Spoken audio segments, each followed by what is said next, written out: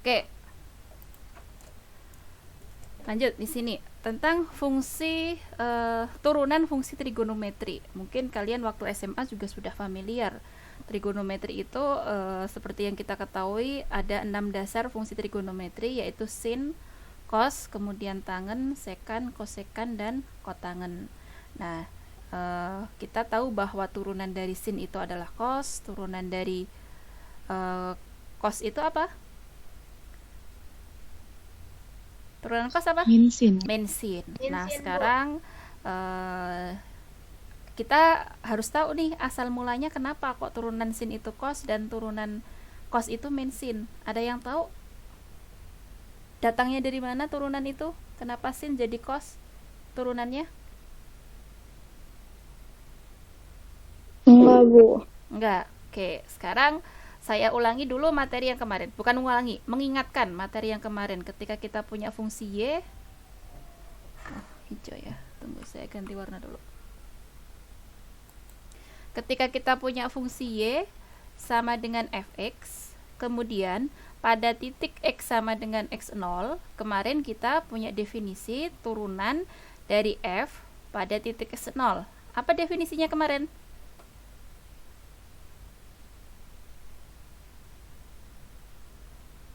Lupa.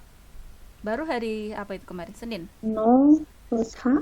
Hai, limit h menuju 0 f x0 ditambah h dikurangi X0. fx0 dibagi dengan h. Kayak H. gitu. Nah, ini adalah definisi turunan suatu fungsi f pada titik x0. Nah, secara umum, ketika kita punya y sama dengan fx, maka turunan dari f terhadap x itu adalah limit h menuju 0 dari f x ditambah h dikurangi dengan fx dibagi dengan h. Kayak gini secara umum. Nah, selanjutnya definisi ini akan kita pakai untuk menentukan atau untuk mencari turunan dari suatu fungsi sin, yaitu apa? Fx sama dengan sin x. Nah, sebelum menentukan turunan dari fx sama dengan sin x, maka kita perlu ingat sifat trigonometri yang ini. Ketika saya punya x ditambah h, kita punya sin x ditambah h, maka kita mengenal bahwa ini sifatnya adalah sama dengan seperti ini. Sin x ditambah h sama dengan sin x cos h ditambah cos x sin h. Tuh. Nah, kemudian definisi ini tadi kita pakai di sini. Kita taunya fx itu sin x. Berarti nanti kita butuh fx ditambah h. Berarti kalau saya punya fx sama dengan sin x, nanti kita akan punya fx plus h itu sama dengan apa? Sin X plus H. Ya, sin x plus h. Nah, dengan demikian nanti kita akan pakai ini f aksen x. F aksen x itu sama dengan, di situ definisinya limit h menuju 0 dari fx ditambah h dikurangi dengan fx dibagi dengan h. Itu kan ya definisinya. Ibu, Ya, silahkan. maaf. Akun MS Teams-nya si Hafista error, Bu. Jadi dia nggak bisa join ke meeting ya, Bu. Dia harus minta request gitu. Tunggu. Oke, lanjut ya. Tadi kita sampai sini. Nah, di sini kita akan menentukan turunan dari sin. Maka saya harus mencari f aksen x sama dengan limit ini. Berarti kita tinggal menghitung ini. Limit h menuju 0. Fx plus h-nya tadi siapa? Sin X plus Ya, X plus H. sin x plus h. Dikurangi dengan fx. Fx-nya siapa? Sin X. Sin x. Dibagi dengan h. Nah, sedangkan kita tahu bahwa tadi sin x plus h siapa ini? Fx plus H. Ya. Ini. Oh, Sin x plus h kan itu. Berarti kita uraikan di sini. Sin x cos h plus cos x sin H dikurangi dengan yang ini gitu kan ya, sin X semuanya dibagi dengan H. Paham sampai sini? Paham Ibu. Oke, Bu, selanjutnya maaf. ya silakan. Gimana Wahyu? Gak paham Ibu. Nggak pahamnya di mana? Yang itu kan sin X plus H. Mm-mm. Kemudian diturunkan itu. Jadi, Kan ini definisi nih, ini materi minggu lalu nih. Jadi definisi turunan itu seperti ini. F aksen X itu sama dengan limit H menuju 0, Fx ditambah H dikurangi Fx dibagi dengan H. Nah, kemudian ya karena ini definisi turunan seperti ini, ya tinggal kita ikutin aja definisi ini. Kita punya di sini, kita membutuhkan Fx plus H. Berarti Fx plus H tadi kita tahu ini bentuknya. Berarti kita substitusikan di sini. Fx-nya ya kita gantikan di sini. Fx-nya siapa? Sin X kayak gitu. Semuanya dibagi dengan H.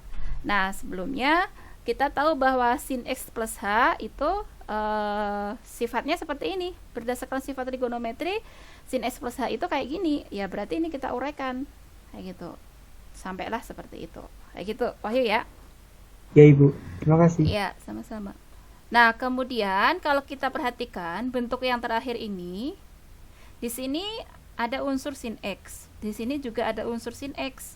Berarti kita bisa satukan. Ini saya tulis lagi, limit H menuju 0. Yang ini kita satukan, berarti sin X-nya kan bisa kita keluarkan. Menjadi cos H ini dikurangi 1. Ditambah dengan cos X sin H semuanya dibagi dengan H. Paham? Yang ini? Iya, paham Bu. Oke.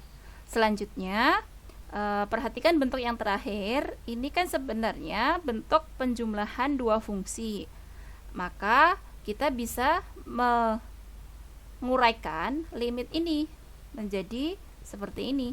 Limit H menuju 0 sin X cos H dikurangi 1 dibagi dengan H ditambah limit H menuju 0 cos X sin H dibagi dengan H.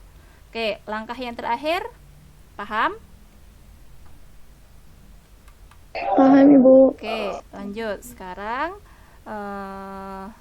kita lanjutkan di sini. Perhatikan yang suku pertama yang bagian bawah ini.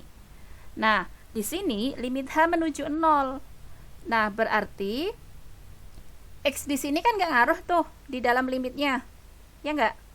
Berarti sin X ini bisa kita keluarkan dari limit. Ya nggak? Berarti nanti Iya, kita Ibu. akan punya bentuk seperti ini. Sin X limit H menuju 0 cos H dikurangi 1 dibagi dengan H. Ditambah, nah yang bagian ini limit H menuju 0. Nah, di sini ada cos X, berarti tidak berpengaruh terhadap limitnya, maka bisa kita keluarkan. Berarti jadi cos X limit H menuju 0 sin H per H. Kayak gini. Nah, paham yang bentuk terakhir ini? Paham Bu. Oke, Ibu mau nanya, silahkan. berarti yang dikeluarin tuh si cos X-nya, yang dilimitin tuh sin H sama H-nya. Iya, benar sekali. Karena kan di sini H menuju 0 kan?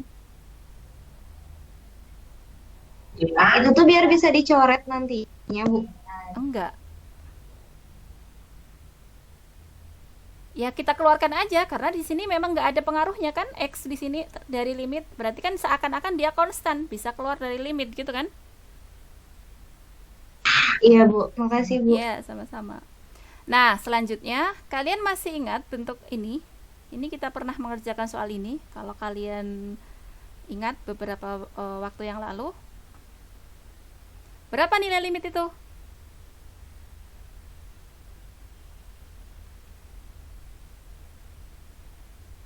Satu. Hati-hati. 0 Bu. Iya, benar sekali 0. Kita pernah mengerjakan ini bahwa limit H menuju 0 cos H dikurangi 1 dibagi H itu sama dengan 0. Bagi yang masih bingung, silahkan dibuka-buka lagi catatannya, atau kalau enggak, buka-buka lagi rekaman kuliahnya. Ini kemarin kita tahu bahwa limit H menuju 0, cos H min 1 per H itu nilainya 0. Kemudian kemarin kita juga sudah mempelajari bahwa limit H menuju 0 dari sin H per H itu berapa?